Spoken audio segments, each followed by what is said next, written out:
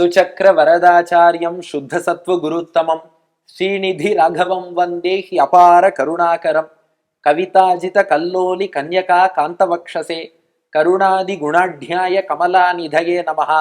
ஸ்ரீ சங்கரா தொலைக்காட்சி நேயர்களுக்கு வணக்கம். புன்னகை ராமாயணம் பாலஸ்பந்தம் 35வது புன்னகையை இன்றைய தினம் நாம் இணைந்து கூடியிருந்து ரசிக்கப் போகிறோம். இப்ப காட்சி என்னன்னா, போன ஸ்லோகத்தின் அதே காட்சி தான். ராமபிரான் வில்லை முறித்து விட்டார். இப்போ ஒவ்வொருவராக ராமனை வாழ்த்துகிறார்கள்.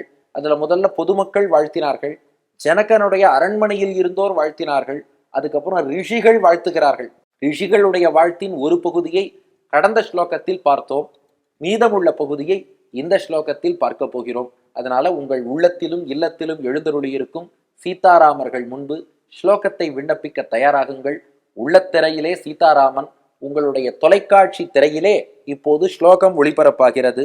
சீதா சக்த மனா சமாகத இமம் தேசம் ச பங்க்தியானனஹ சாபம்லானதமானநாவலிரபூத் பூயஷ்ச தஸ்யாம்ரதஹ சாபேனாஸ்ய ரகுத்வஹஸ்ய பவிதா கிருத்தான நௌகஃ புனஹ இத்யேவம் முனிபங்க்தி வாக்பிருதிதஹ ஸ்ரீமந்தஹாசஃப் பரம் என்பது ஸ்லோகம். இப்ப கருத்து என்னன்னா, ரிஷிகள் எல்லாம் ஏகாந்தமாக ராமனை வாழ்த்துகிறார்கள்.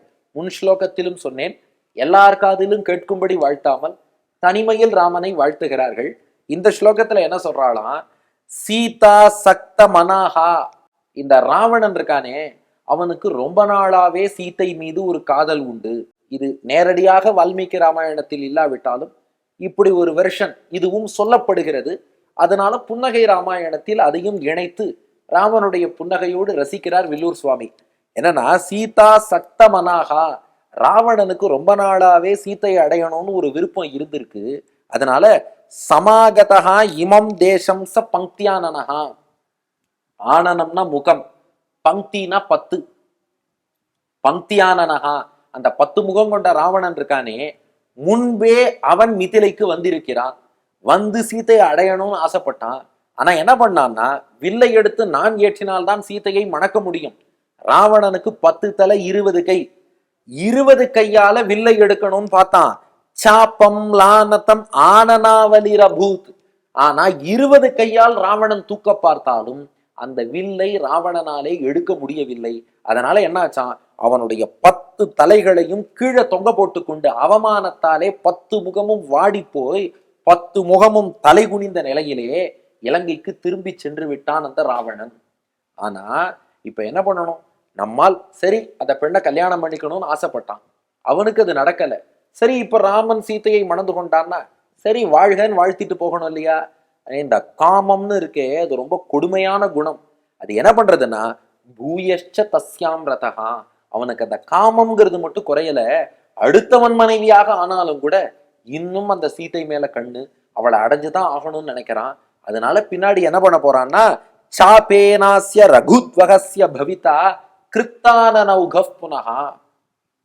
அவள் மீது தொடர்ந்து அந்த காமம் இருப்பதாலதான் பின்னாடி ராமனுக்கு மனைவியான போதும் இவளை அபகரிக்கிறேன்னு சொல்லி இலங்கையில கொண்டு போய் சிறை வைத்து அதற்கு தண்டனையாக 10 தலைகளையும், ராமா உன்னுடைய பாணங்களாலே 10 தலைகளையும் இழக்கப் போகிறான், உன் பாணங்கள் அவன் 10 தலைகளையும் வெட்டி வீழ்த்தப் போகின்றன, இது நடக்கத்தான் போறதுன்னு சொல்லி இத்யேவம் முனி பங்க்தி வாக்பிருதிதஹா.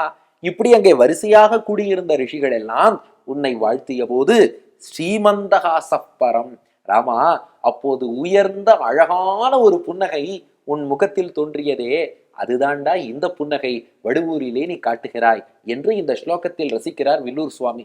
அப்ப ஸ்லோகத்தோட கருத்து என்னன்னா, முன்பே ராவணனுக்கு சீத்தை மீது ஒரு காமம், அதுக்காக வில்ல முறிக்க வந்தான். வில்ல முறிக்க முடியலன்னதும் அவமானத்தால் 10 தலைகளும் தலை குனிந்த நிலையிலே திரும்ப போனான். ஆனா அந்த காமம் குறையாததாலே அடுத்தவன் மனைவியை அபகரிக்கிறேன்னு பார்த்து சீதையை அபகரித்து அதன் விளைவாலே 10 தலையும் கீழேயே விழப்போறது, வெட்டப்பட்டு கீழே விழப்போகிறது. அந்த நிலையை அந்த ராவணன் அடைவான். அதனால நீயும் சீத்தையும் க்ஷேமமாக இருப்பீர்கள், குறுக்க வர ராவணனை பத்தி எல்லாம் கவலையே படாதே என்று சொல்லி ரிஷிகள் வாழ்த்தினார்கள். அதற்காக ராமன் பூத்த புன்னகை. அப்ப அந்த 3 விஷயங்கள். 1, புன்னகைக்கான காரணம் என்ன என்றால், அந்த ரிஷிகளுடைய ஞானமும் ஆசீர்வாதமும் பின்னாடி நடக்கிறத துல்லியமாக ரிஷிகள் சொல்லிவிட்டார்கள். அது மட்டும் இல்ல, அந்த வார்த்தை ஜாலம் ரிஷிகள் எவ்வளவு அழகா சொல்லியிருக்கா பாருங்க. சாதாரணமா ஒரு பெண் மீது ஆசை கொண்டான். அந்த ஆசை அவனை என்ன பண்ணிடுத்துன்னா வில்லை எடுக்க பார்க்க வச்சு அவமானப்பட்டு சாதாரண ஆசைன்னு இருந்த போது அவனுக்கு என்னாச்சுன்னா முகமெல்லாம் வாடி தலை குனிந்த நிலையிலே திரும்பி போன நிலையில போனான். அந்த ஆசையே பெரும் காமமாக மாறி அடுத்தவன் மனைவிக்கு ஆசைப்பட்ட போது தலையெல்லாம் கீழே தரைய பார்க்கல, தலையெல்லாம் தரையிலேயே விழுந்துருத்து. அப்போ சாதாரணமா ஆசை வைத்த போது தலையெல்லாம் பூமியை பார்த்துது. அந்த ஆசையே அதிகமான போது தலையெல்லாம் கீழே விழுந்துருத்து. இப்படி ஒரு நிலையை ராவணன் அடைவான்னு சொன்னா இல்லையா? அப்ப எவ்வளவு அழகான வார்த்தை ஜாலத்தோடு பின்னாடி நடக்க போறத ரிஷிகள் சொல்லியிருக்கா. அதுதான் ராமனுடைய புன்னகைக்கான காரணம். 2, இந்த புன்னகை தெரிவிக்கக்கூடிய செய்தி என்னன்னா, நாம் அளவுக்கு அதிகமாக ஆசைப்பட்டால் அந்த ஆசை நமக்கு ஆபத்திலே கொண்டு போய் விட்டுவிடும். ஏன்னா ராவணனுக்கு முதல்ல சின்ன ஆசை சீத்தை மேல. அந்த சின்ன ஆசையின் விளைவு என்னாச்சு? வில்ல முறிக்க முடியாம 10 தலையும் அவமானப்பட்டு தலை குனிந்து போனான். அதுவே பேராசையாக மாறி அடுத்தவன் மனைவி அபகரிக்கணும்னு பார்க்க போது 10 தலையும் வெட்டுப்பட்டு தரையே தலைக்கு போயிடுத்து. அப்போ சின்ன பேராசை, அதுக்காக நல்ல விஷயங்கள்ல ஆசைப்படலாம், அதுல தோஷம் இல்லை. தவறான ஆசையை நாம் வளர்க்க பார்த்தால் ஆரம்பத்துல தரைய பார்க்கும். அந்த ஆசை அதிகமாச்சுன்னா தலையே தரையில விழுந்துரும். இதுதான் ராவணனுக்கு நடந்ததான். அந்த ரிஷிகளுடைய வார்த்தை பாருங்க. சாப்பம்லானதம் ஆனனாவலிர பூத். முதல்ல தலைய பார்த்து அவமானப்பட்டு போனா, பின்னாடி என்ன ஆச்சுன்னா கிருத்தான நௌகப் புனகா, பின்னாடி மொத்தமா தலை எல்லாமே தரையில விழுந்துருத்து. அதனால இந்த காமம், தீய ஆசை இது நம்ம மனசுல வளராம பார்த்துக்கணுங்கிறத இந்த புன்னகை நமக்கு உணர்த்துகிறது. 3வது விஷயம், இந்த புன்னகையை ரசிப்போருக்கு என்ன பலன்? வாங்க ஸ்லோகத்தை சேவிச்சுட்டே அனுபவிச்சிடுவோம்.